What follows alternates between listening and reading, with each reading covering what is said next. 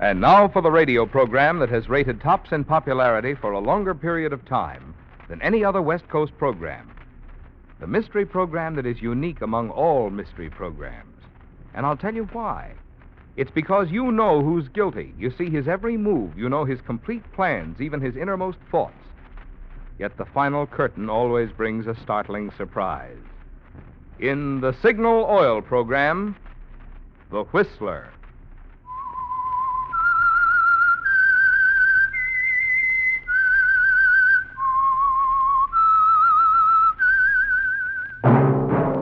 That whistle is your signal for the Signal Oil program, The Whistler.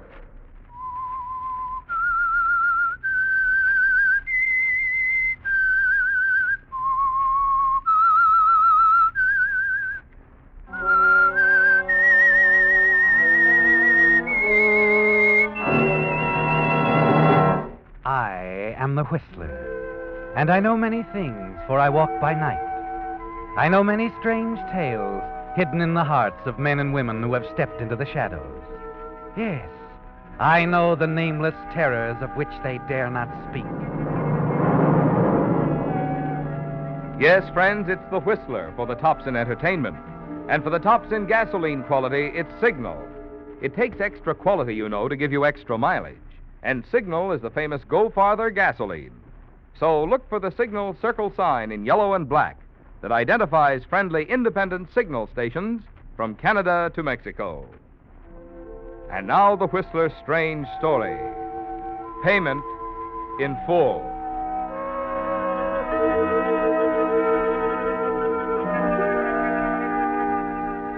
It had been a series of little things, in themselves insignificant, but gradually they had lighted a fuse in John Chapman's mind, touching off the entire sequence of events. Gloria, of course, had been at the center. All through his most recent trial, John Chapman, the noted criminal lawyer, had been conscious of her presence there beside him, sensed her warm interest and admiration.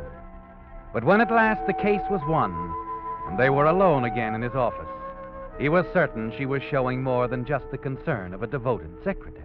You look so tired, Mr. Chapman. I think you should rest a while before you go home. Oh, thank you, Gloria. But my wife will be expecting me. Will she? Really? That's a strange thing to say. Oh, I'm sorry. I shouldn't have said anything. Just sit back a minute, Mr. Chapman. Forget this afternoon, the trial and everything. That's it. You're a wonderful girl, Gloria. Wonderful.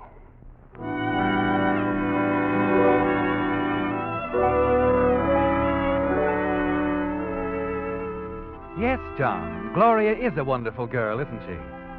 But you remember how you wanted to take her, Gloria, in your arms that day. Tell her about your dreams, your plans for the future. But even now that weeks have passed and you've put your plans into actual operation, you know you can't confide in her. So you park your car and walk along 34th Street alone. Turn in at the little bar and wait quietly until a sharp-faced man slides onto the stool beside you. All right, Welch. Keep looking straight ahead. Huh? But give me what you've got. Well, I've been following your wife all week, just like you asked. The night after you left town, she went to the Indigo Club. Lost some more money gambling. She talked to a guy named Carlson from out of town. Yeah, what about? I don't know. I couldn't get close enough to find out. All right. I'm interested in Paul Barnes. Yeah. Nice assistant you got. Barnes and my wife been seeing each other? They met that same night in a little Italian joint. But here's the part I don't get. From the next booth, I could hear enough to know he was trying to give her the brush off. Next thing, he's threatening to kill her. To kill her? Yeah, that's it. How did my wife take all this? Cool as a new bedsheet. But he got a continuance. Yeah, they're talking it all over again tonight. Yeah, where? You got a summer place up in Connecticut, huh? Connecticut. Yes, of course. You've done a good job, Welch. Yeah. What's the next stop? I'll worry about that. Unless I need you to testify. Testify. Barnes, and those murder threats. How do we know he won't try to carry them out sometime? I don't know. You answer that question. You're the lawyer.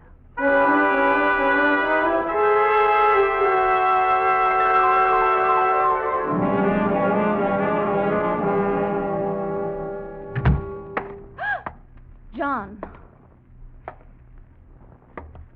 I wasn't expecting you. I thought That I was still in Washington? I got back a day early and came on up to Connecticut. you could have wired me. Oh, no. Well, that would have spoiled things. The plans you've made. Plans?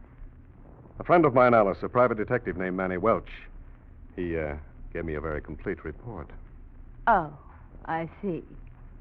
So what's the next move, John? If you think a cheap detective is going to get you anywhere in court... I'm sure he wouldn't. Not with you there. I could tell them plenty about you. And I would. I'm sure you would, Alice. We've been through all this before. You know I'm not letting you get a divorce. So why waste money having your dirty little man follow me around? Oh, I suppose I should go on endlessly paying your gambling debts at the Indigo Club? Welch told you I was there, too. That's right. You talked to a man named Carlson. Well, since you know about it, here, Oh, what's this? a bill from the Continental Jewelry, Mr. Carlson's firm. I owe him $5,000, John. Send him a check, will you? I have a little surprise for you, Alice. I'm going to pay this without a squawk. Because it's the last time you'll run up a bill of any kind. Don't be a fool. Oh, this isn't a sudden thing, Alice. Not the purple rage that swept over so many of my clients. John, now wait a minute. You'd be surprised how carefully I've planned this. You won't get away with it. Paul Barnes is on his way here. He'll find me. I know that, Alice. That's the way I planned it. And with Manny Welch to testify that Paul threatened you? Neat, isn't it? John, listen to me.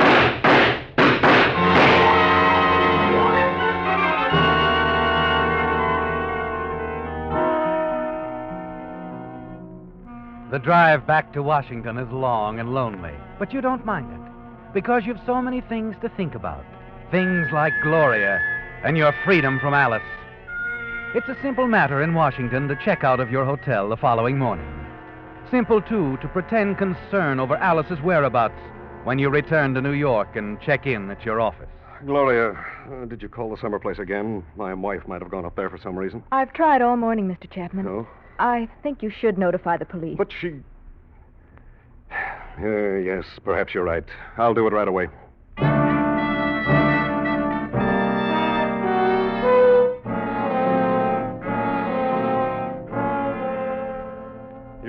You say you found her already, Lieutenant Kincaid? That's right, Mr. Chapman. But why hasn't she called me? I've been almost She out of my... couldn't call anybody. Not since sometime last night. Your wife is dead. Dead? I sent a man up to your summer place. That's where she was. Whoever killed her used a .32 caliber revolver. And it was murder? That's right. And we think we know who did it. You know... This may be kind of rough on you, but... Well, you've got a young law associate here. Paul Barnes. Paul Barnes? He was in the legal department at the State Bank of New York before he joined your firm. Yes, I know all that. He owned a gun. Had to have it around for his work, I guess. It was a .32. Would you mind calling him in here?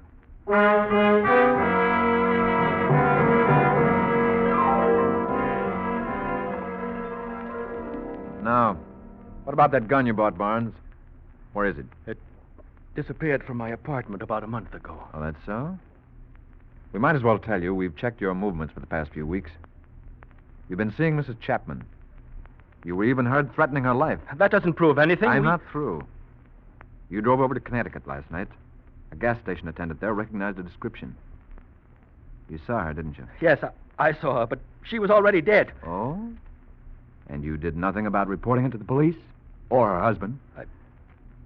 I didn't know how to explain being there. No, I guess not. But I didn't kill her. I swear I didn't. You better come along, fella. And it'll be easier all the way around if you tell us the truth.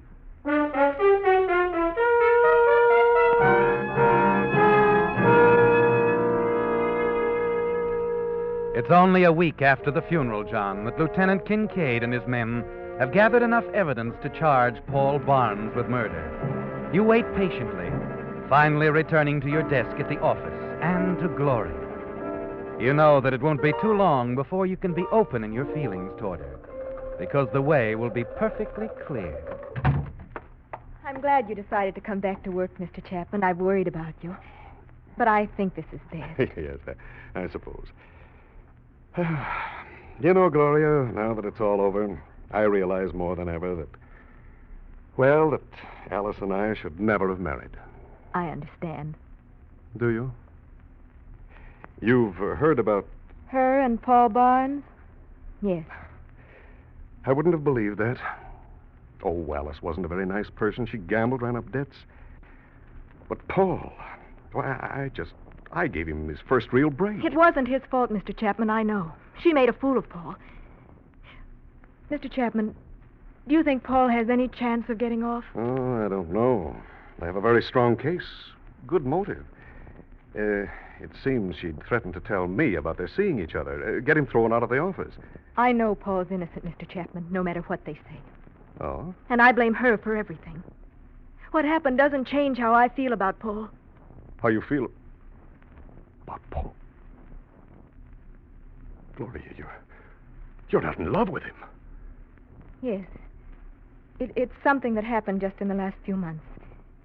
He was involved with her and was trying to get out of it. Oh, good Lord. Mr. Chapman, please. I know Paul didn't do this. Will you help him? You're the only one who can. Help him? Well, how, Gloria? You could defend him. Take his case. What? Please, Mr. Chapman. You've won cases that seem more hopeless. But Gloria, he's charged with the murder of my wife. I couldn't go into court. You wouldn't have to try the case yourself. You could get another lawyer to do that. But you could save him, Mr. Chapman. You could figure a way. I'm asking you to do this for me. All right, Gloria. I'll do everything I can to get him off.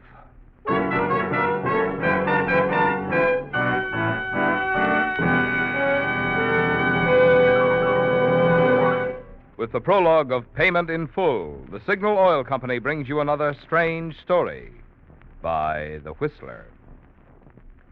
Since most everyone who has a car goes somewhere over Labor Day, this coming weekend will be a good opportunity for you drivers to prove for yourself 2 points that you've heard me talk about.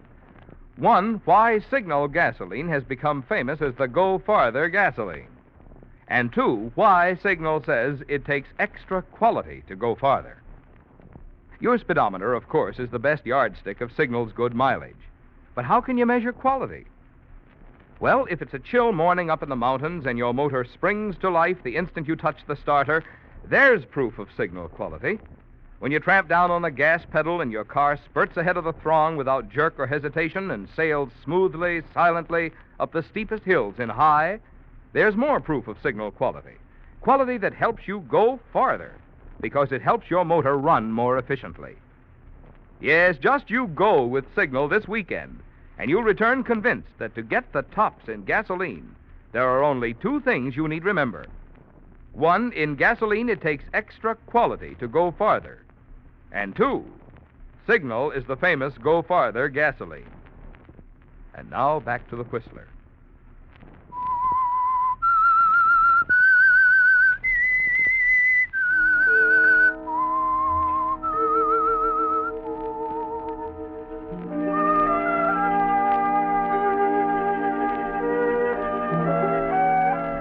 It's fantastic, isn't it, John, the way it's working out? Your careful plan to fasten your wife's murder on Paul Barnes, his arrest, and now the shock of learning that Gloria is in love with him, that you'll lose her if you don't try to save him. You've got to make it look good, John, very good. And gradually it comes to you, exactly how to handle the case of the people versus Paul Barnes. And it all hinges around Manny Welch, the private detective you hired. Mr. Welch, you've heard the arresting officer, Lieutenant Kincaid, testify that you followed Paul Barnes for nearly a week. Under what circumstances were you hired to do this? She hired me, Mrs. Chapman. She was afraid Barnes would try to kill her. And on the night she was killed, Mr. Welch, she told you to come to that house where her body was later found? That's right. She was taking no chances. Will you tell the court exactly what you did when you arrived?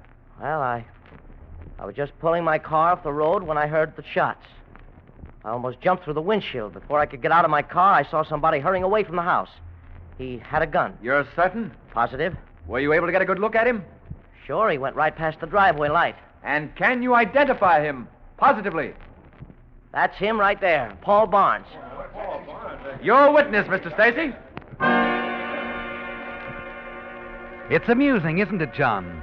Watching the attorney you hired to defend Paul stride toward the witness chair. You've coached him very carefully, haven't you? As carefully as you coached Manny Welch. And they both play their parts well. So, Mr. Welch, you say that you went to that house, and before you could get out of your car, you heard shots. It happened before I could do anything. How many shots? Why, there were 2 shots. 2 shots. Then how do you account for the fact that 5 bullets were found in Alice Chapman's body? 5? You mean 5? What you heard could have been only the backfiring of a car somewhere on the road. Isn't that possible, Mr. Welch? Isn't it possible that when you discovered Alice Chapman was dead, you let your imagination run wild? Hey, it's possible, I guess, but You're doing a lot of guessing, aren't you? It was a dark, cloudy night. And I can prove, Mr. Welch, that driveway light by which you identified Paul Barnes was disconnected. Well, I'm almost positive there was a light, but... Come to think of it, you're not certain now, are you? Yes, but I don't know... You don't know! And yet, with the defendant's life at stake, you positively identified him. You didn't actually see Paul Barnes leaving that house, did you? Yes, I did. I saw a man... So now it's a man, any man.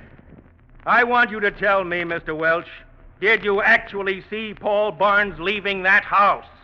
Well, I thought it was, but I guess it could have been somebody else.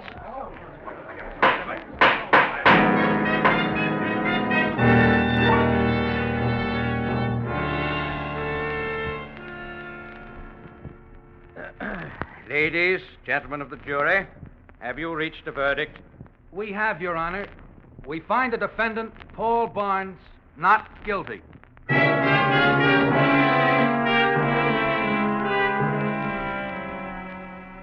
It's a popular verdict with a crowd, isn't it, John? A dozen or more people, friends, newspapermen, cluster around Paul, congratulate him as he stands near the judge's bench, his arms about Gloria. Quietly, you slip out of the courtroom, return to your apartment to write the letter that will destroy their new happiness. That night, you drop an envelope into a mailbox, an envelope addressed to the Times Press. And it doesn't take long for them to follow up on the letter, does it? The next afternoon, as you leave the office building with Gloria... The trial witness disappears. Axby, please look for Manny Welch. Welch? Mr. Chapman... boy, here. Yes, sir. Here you are. Thanks. Axby, read all about it. Manny Welch disappeared. Mr. Chapman, what is it? Oh, good Lord. Why, this is ridiculous. They claim Manny Welch perjured himself in Paul's trial. They've got a warrant out for his arrest. No, I don't believe it. Paul's innocent. Why would Welch have to lie to save him? Why, I don't know. I don't understand it at all. Oh, well, Paul's free now. They can't change that. That's all that matters. Free? How can he be free after this? His acquittal was a joke. They'll say he did kill her. No one will believe he's innocent. Do you? I've got to find Paul. Talk to him.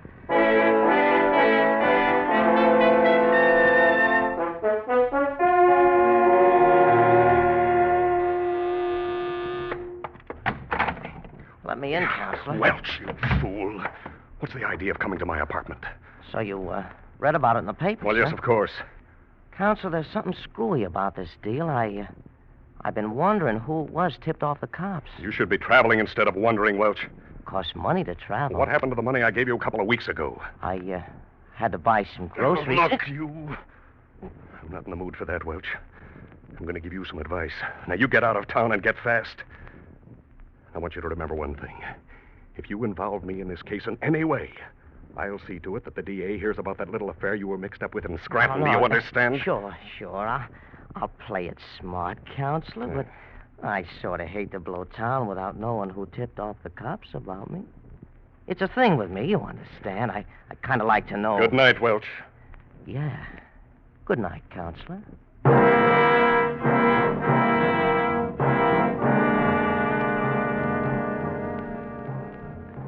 You're not really worried about Welch, are you? That he'll talk to the police? Tell them you planted him to wreck the case against Paul Barnes. No, you're confident Welch won't involve you in any way, because he knows you could send him to prison for life. Your plan has worked out well, hasn't it, John? There's only one last hurdle now, the visit you've been expecting from Lieutenant Kincaid. It comes early the following morning as you arrive at your office. Welch? Why, yes, Lieutenant. I have been reading about that in the papers. You've found him? No, the boys are still looking for him. Oh. Meanwhile, we've been going on with the investigation.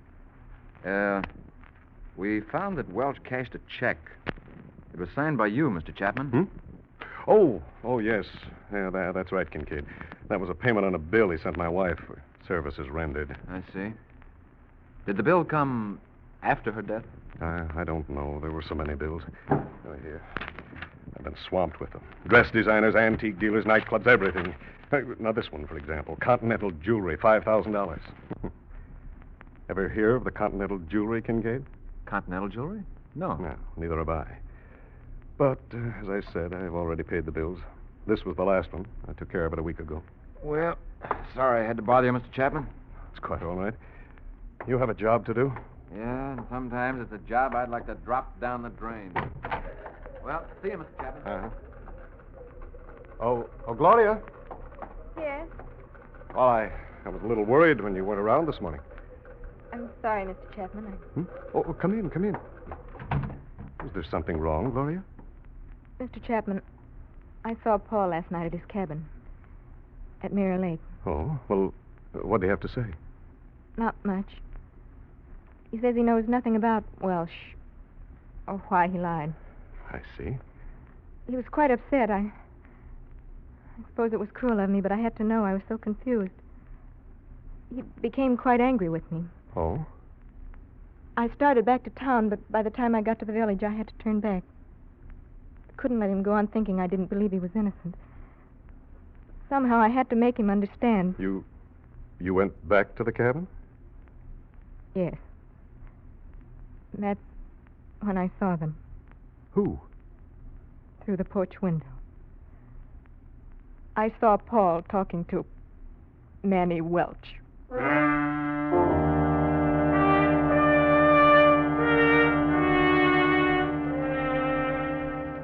Your plan wasn't so perfect after all, was it, John? You're certain that Welch has told Paul Barnes everything, the whole truth. You leave the office wondering what you can do now, wondering how far Paul Barnes may go in seeking revenge. And then suddenly panic strikes as you hear footsteps behind you. Steady, relentless, keeping pace with you. You feel eyes on the back of your head.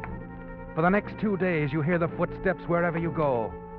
Paul Barnes is following you, isn't he? After what he's learned from Welch, he's going to kill you. Sleep is out of the question, work impossible.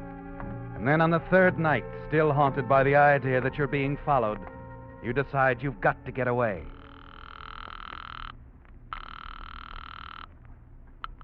Universal Airlines. Yes, how soon can I catch a plane for Seattle? Seattle? 1 moment, please. Hurry, please. Oh, the earliest I can get you space going west is at 5 o'clock tomorrow morning, sir. Can I reserve... All right, that's fine. My name is John Chapman. John R. Chapman. My address... Yes, sir? Hello? Hello? Suddenly, you drop the receiver into place. You're too late, aren't you, John? Someone has opened the outer door of your apartment. You're sure it's Paul Barnes. Now it's either your life or his. Hurriedly, you reach over, snap off the lights. And as the footsteps move toward you, you reach into the desk drawer for a gun. Then sit motionless in the dark, afraid even to breathe. Come in, Paul. I've been expecting you. Chapman? You're not Paul Barnes. Who are you?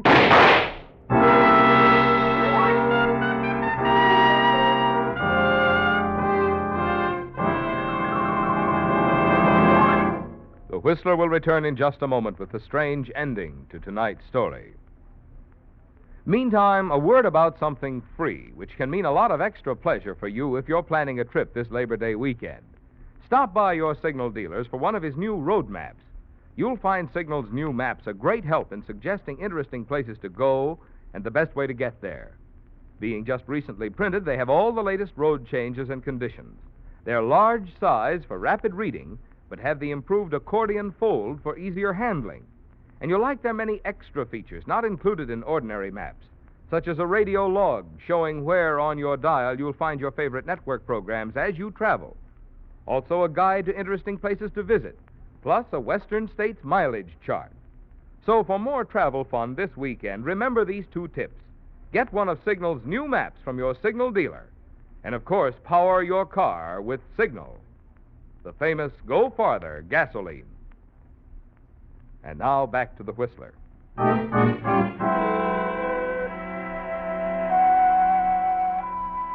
It was over now, settled in the harsh finality of sudden gunfire. And the group around the hospital bed was still, tense, waiting, staring at the dying figure before them. It was Lieutenant Kincaid who broke the silence. He leaned over, spoke softly and urgently. Look, fella, you're not going to last the night. You might as well tell us. Who was in on it with you? Was it Welch? No, I never heard of him. I told you, Lieutenant, I had nothing to do with that part of it. I'll talk to you later, Welch. You've got plenty to explain away. Come on, clear this up, will you? You're slipping away from us, fast. We'll have a report on your fingerprints in another hour, so you might as well tell us who you are. Okay. I'm Frankie Carlson, the guy that gets him. Only this time... Yeah. You killed Chapman, but he got you, too. Who hired you, Carlson? Who got you to kill John Chapman? Tell us. It was his wife. Mrs. Chapman agreed to send me $5,000. Wanted him out of the way so she could have her cake and eat it, too. But Mrs. Chapman is dead. Has been for over a month. I know. When I read it in the papers, I thought the deal was off. And last week, the money come through addressed to the Continental Jewelry Company. Continental Jewelry? What's that got to do with it? It's a front. The code Mrs. Chapman and me agreed on. She told me when I got the money addressed that way, I was to go through with the job, no matter what had happened. In my racket, you just don't ask no questions. But this is impossible. She couldn't have paid you after she was... Hey, wait a minute. Continental Jewelry. Carlson, that check was... Yeah. That's the funny part of it. The check was signed by Chapman himself.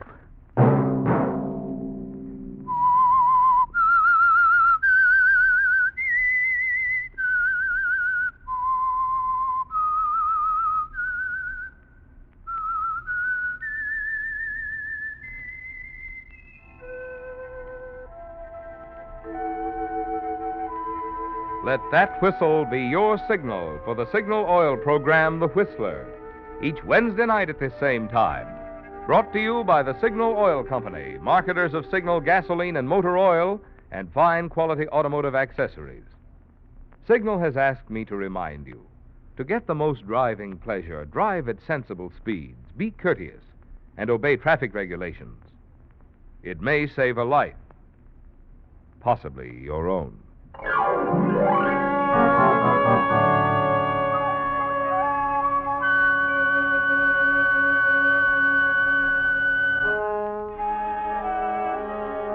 Featured in tonight's story were Bill Boucher and Lorette Filbrand. The Whistler was produced and directed by George W. Allen, with story by Sidney Renthal and music by Wilbur Hatch, and was transmitted to our troops overseas by the Armed Forces Radio Service. Remember, at this same time next Wednesday, another strange tale by The Whistler. Marvin Miller speaking. This is CBS, the Columbia Broadcasting System.